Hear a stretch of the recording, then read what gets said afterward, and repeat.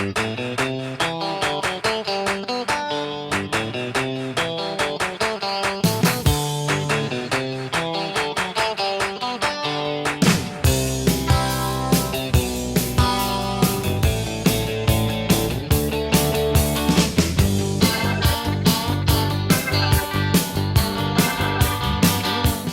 this is John Messina, Athletic Director, St. Lucie West Centennial High School, and welcome to another edition of Hey Coach.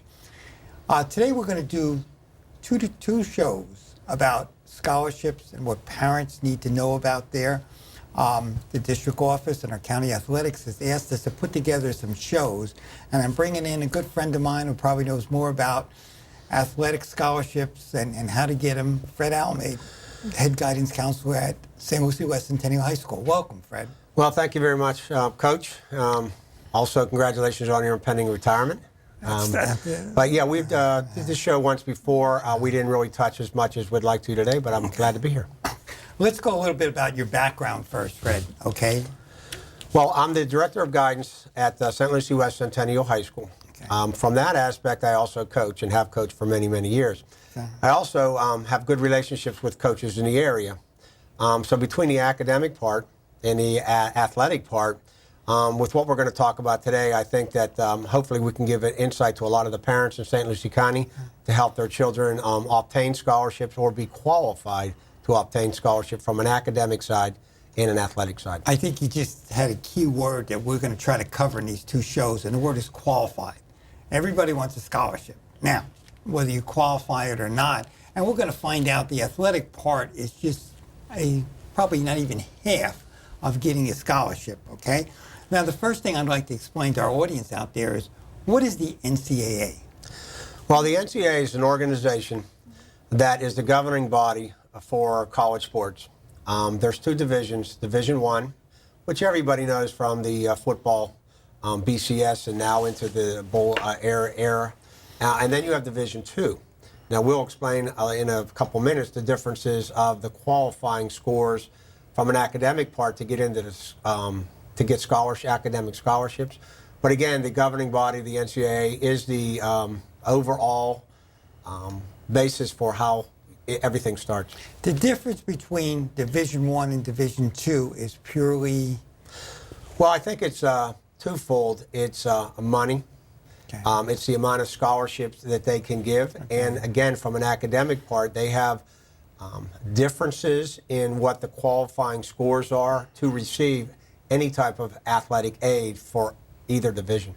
But for athletic types, okay, what makes you Division I rather than Division II? Well, you have to apply through the NCAA governing body. To give you an example, years ago, the NCAA basketball tournament became so popular and it was so lucrative that many Division II schools, and I'll give you an example of one, North Florida University, which is a state school in Jacksonville, played Division II and was very good for many years.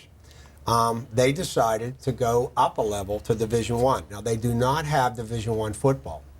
So there's an example where you can pick and choose and apply to Division I status for certain sports. And a lot of it has to do with the money, NCAA tournament, Division I versus Division II. So that's an example of how you would, based on what your school would like to accomplish, apply, and hopefully be received into Division I status.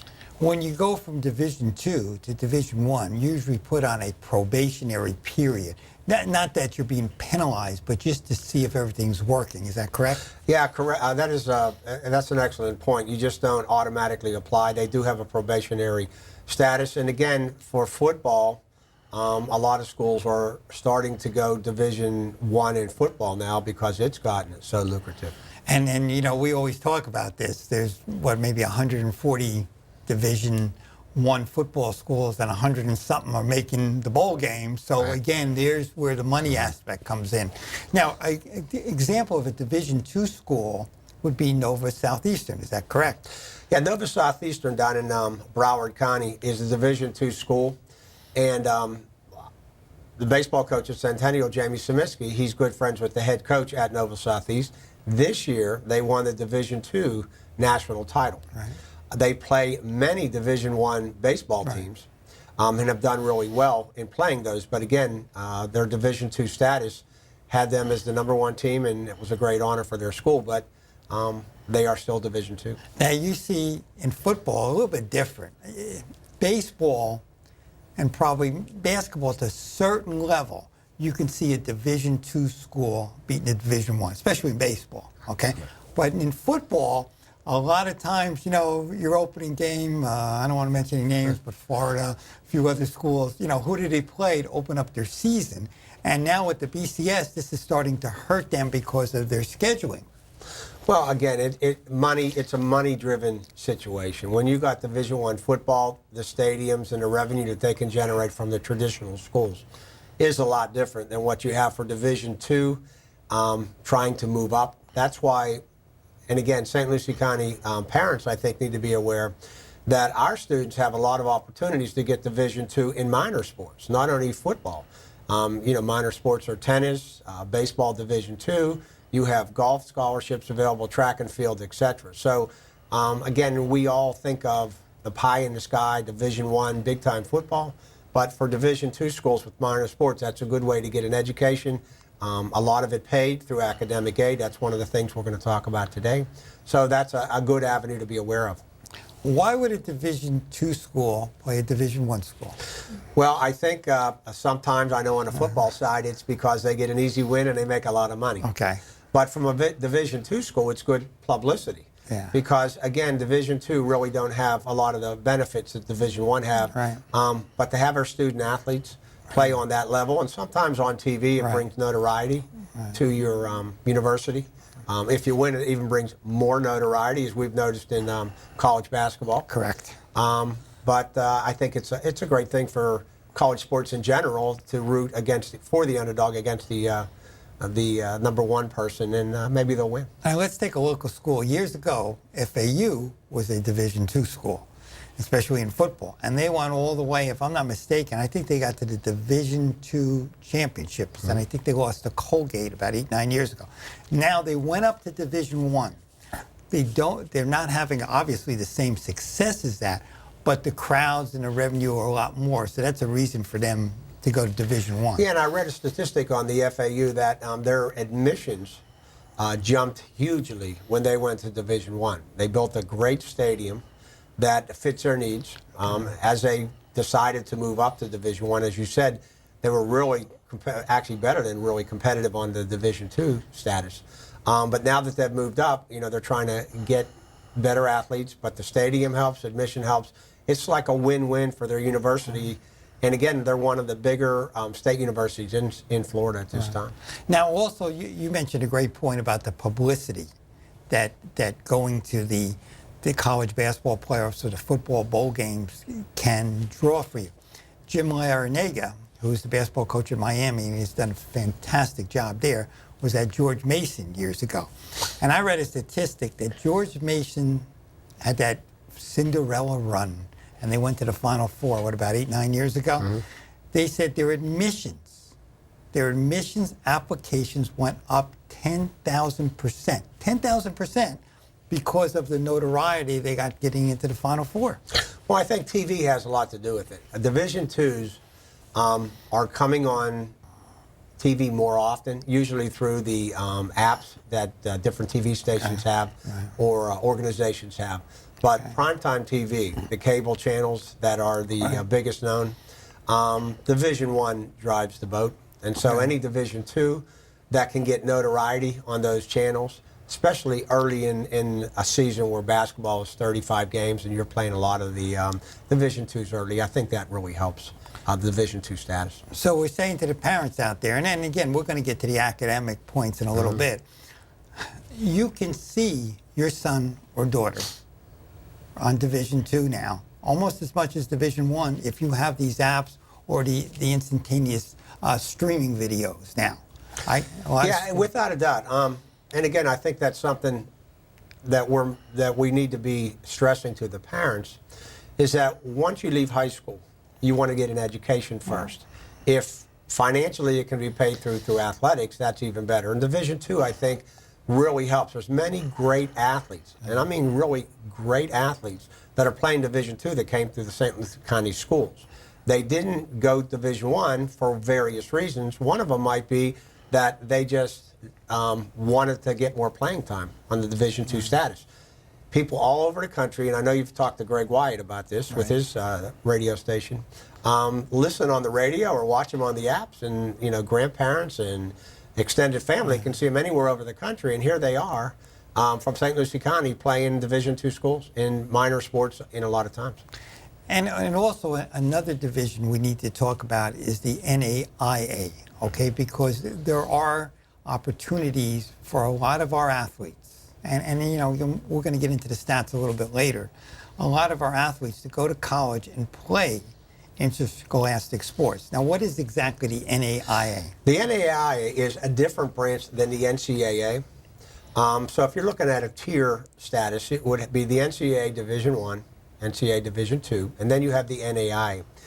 They have different academic requirements, but again, they are very competitive. They also, every once in a while, will play Division I team. A lot of times they will play the Division II, but they can offer financial aid, athletic scholarships for many of the St. Lucie County parents to be aware of that that their children can play and become a good student in an NAIA school. And do they go down to Division III at all sometimes? Well, Division III is part of the NCAA, okay. But they do not offer academic scholarships. Okay. Division III is strictly more, I would say, private schools, but they are under the NCAA umbrella, but they do not offer financial aid as the Division I, Division II, or NAIA can. A few minutes ago you mentioned, and it's very important that we emphasize this to our parents out there, the reason you go to college is to get an education. But now, and let's take basketball for example, big time college basketball. Those players are only going in there one and done. I mean, years ago I never would have thought that Duke under Mike Krzyzewski would fall into this realm. But now I think you look at the big college players, they're one and done, okay? Because you can leave in football after your first year.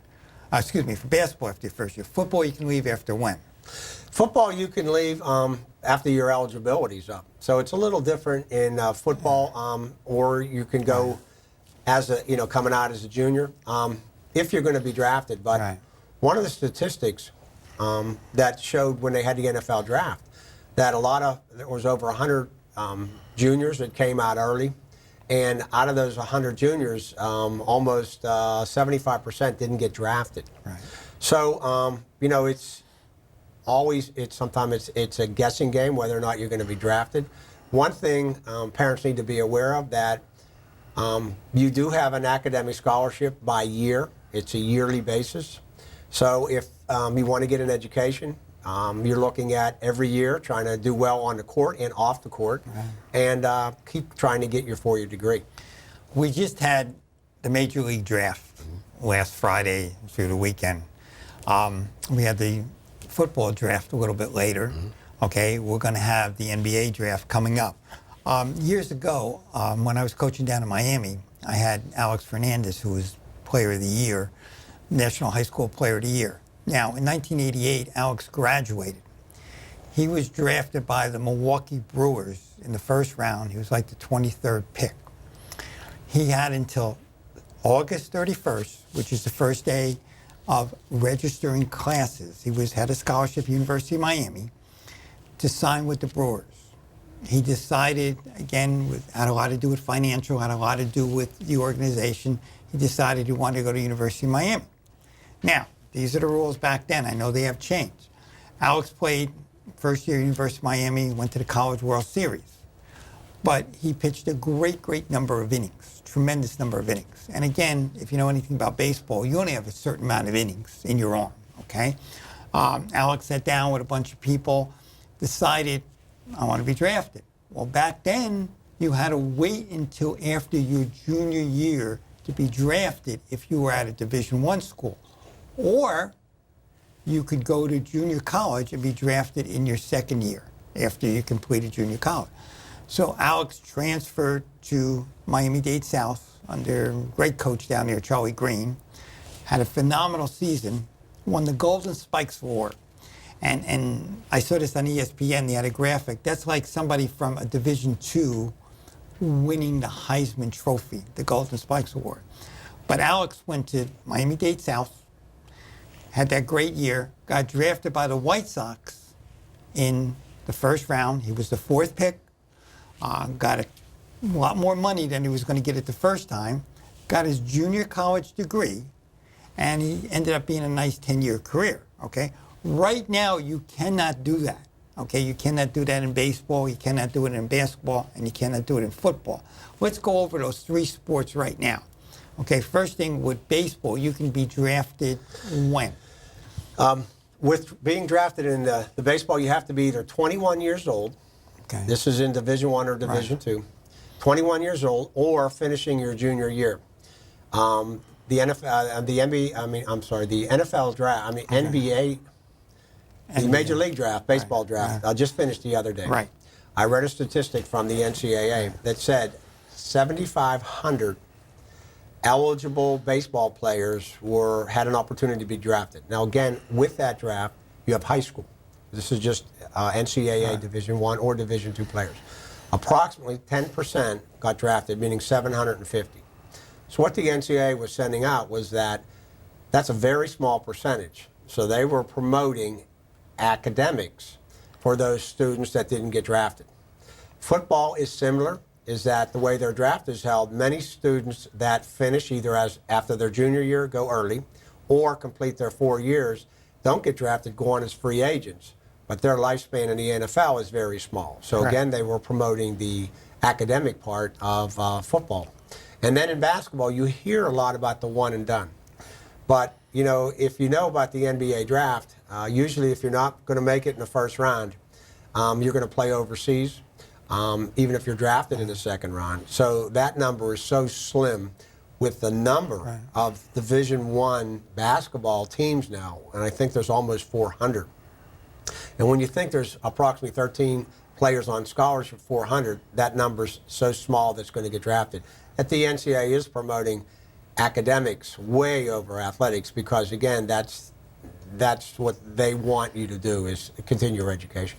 Your NBA draft is only 2 rounds. Your NFL draft is only 7 rounds.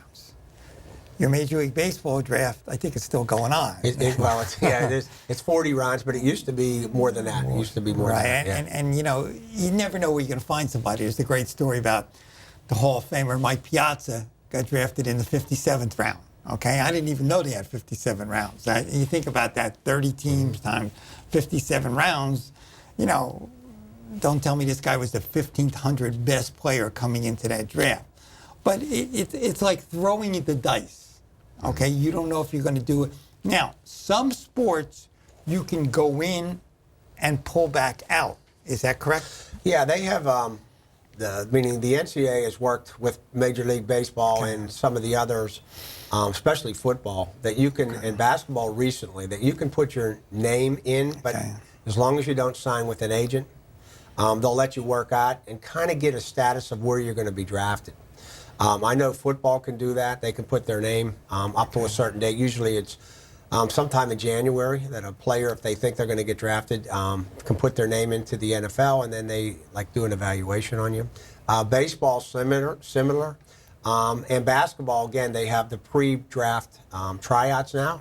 That before, once you went to the pre-draft tryouts, you pretty much had to go. But now they're letting you basically try out, and then you have a certain time that you could pull your name back and then continue playing for the college that you were at. Now, one of the rules that the NCAA is really cracking down on is signing with an agent or signing with an agency. Can you explain that a little bit? Yeah, once you do that and sign with an agent or an agency, you have discontinued your athletic eligibility on the college level. And again, that's the key now that the NCAA, I think, has done a real good job in trying to help the student athletes pick the proper agents, because agents are supposed to be certified. 10 years ago, I don't know how true that was. It kind of was whoever wanted to be an agent was an agent. So they've had certification programs now that agents have to go through. So I think it's a lot better now. But again, once you sign with an agent, unfortunately, you have to go into the pro sports, and if you don't make it, you can't come back. Years ago, when Alex signed in 1988, his uncle was his agent, okay? Years later, after he did his second contract, Scott Boras was his agent. So there was a tremendous difference on that.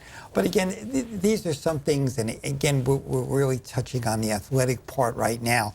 And the biggest stat is, you know, parents come up and say to us all the time, and again, we're going to do the academic part in our second show. How good are you going to be? You've got to be really, really good. Yeah, I mean, again, and you and I have both been in St. Lucie County sports for 20 plus years. Yeah. And we've seen some excellent athletes. Just take a look at Khalil Mack from Westwood, who's the third round pick in the draft. Now, you think of that across the whole country. That's astronomical. But you think of Khalil. We both saw him play. He was a very, very good player. But nobody actually thought that he would be on this level, which he could be the best linebacker in the NFL. Right. It's a great story. But again, those are few and far between. Right. The ones that probably give us the most satisfaction are the really, like I said, really good athletes that have come through St. Lucie County in various sports. And it doesn't have to be baseball, basketball, or football, that have gone on to very good programs, got their degree, and from there really represented St. Lucie County really well. In over 20 years, every school has had athletes of that number. Sure. They don't get publicized because, again, a lot of the minor sports don't, but the satisfaction that the athlete gets and the family gets watching the athlete, I think is excellent. Let me give you an example of not really a St. Lucie County young man, but Jensen Beach. When I was able to coach, I had a privilege of coaching this young man, Joe Scalafani. Joe was a great player for us at Jensen Beach, okay, the 2 years that I was there. He graduated, okay? Many, many college offers. What did he decide to do? He went to Dartmouth, okay? Now, for people that really don't understand, you know, college baseball, Dartmouth is pretty good. I mean, they play a very, very representative schedule. They went to the NCAA tournament. In fact, they came down and played Miami. So Joe had a great 4-year career, okay? Then he got drafted, I think, in the 14th round by the Astros. Played 4 or 5 years in the Houston Astros organization. Actually got on the MLB roster, the 40-man roster. Played in a lot of spring training games, was here against the Mets. Started a game in Mexico City for the Astros, played in front of 40,000 people. Unfortunately, he got released at the end of spring training this year. But here's what Joe has. He has a Dartmouth education to fall back on. Okay, a lot of times, you know, you're going to have these kids sign, and a lot of times we see these young kids, sometimes from the Caribbean nations, sometimes from any place over the United States. They sign at 16, 17 years old. What can they fall back on? Well, again, that's when we touch on the second show on the academic part. Yeah. I think that's what parents have to rely on, that their son or daughter is there to get an education. Because when you're looking at the number of athletes, and this is all sports, not only the major sports in the United States, the numbers are very small that you're going to make it to the level where you're going to get paid to do it. So the academic part of going in, meaning do you qualify, and then staying with it for 4 years like Joe did to get his degree. Not just to play 2 or 3 years, but to get his degree. I think it's a credit to Joe, but also what parents need to be aware of, that you are there to get your degree, whether it takes you 4 or 5 or sometimes 6 years, because students redshirt, they get hurt, et cetera, et cetera. But just to come out with that piece of paper is what the bottom line should be. Now, you used a key word or 2 words. Explain the red shirt. You have, on Division I and Division II, you have 4 years to play, but you can do it in 5 years. Sometimes 6. Sometimes 6 if you appeal based on what happens. So they call that a red shirt. Also, academically now, that if you don't qualify, and we'll get into the numbers in the second show, your first year can be a red shirt, meaning you can be on scholarship. Doesn't happen often, but you can be on scholarship, but you're not allowed to play in the games. But you can practice, and again, it's an academic red shirt. But there's also medical red shirt, so a player first game of the season. In football, for example, there's a certain percentage that a player misses. They can appeal based on if they're hurt, and they would get an extra year. Sometimes teams redshirt the players just to physically get them ready, so they sign them to a scholarship, but they'll redshirt them, meaning they won't play. Then they have 4 years after that. So you do have 4 years of eligibility, but you have 5, or like you said, 6, depending on the circumstances, to finish a career. Now, sometimes we look at basketball, okay? You have these elite players all over the nation, sometimes out of our country, okay? They go to a school. They play 1 year. Are they really attending classes that 1 year? Well, they're supposed to abide by the NCAA policy. And the NCAA has their own compliance office. Okay. Every school now is really in depth on making sure once they're on the college campus, and that's what the academic part comes in, that they're taking the number of credits to be eligible, that they have the certain GPA. A lot of programs in college, it's a year-round, quote-unquote job, meaning you're taking classes in the summer along with working out. Because, again, you are on scholarship, so, you know, that makes it easier for you academically taking summer classes. But, yeah, the compliance office of the NCAA is supposed to monitor that. Now, you and I probably love college sports more than anybody that we know. And I think one day we were having this conversation, and it's getting very, very difficult to find the answer to this.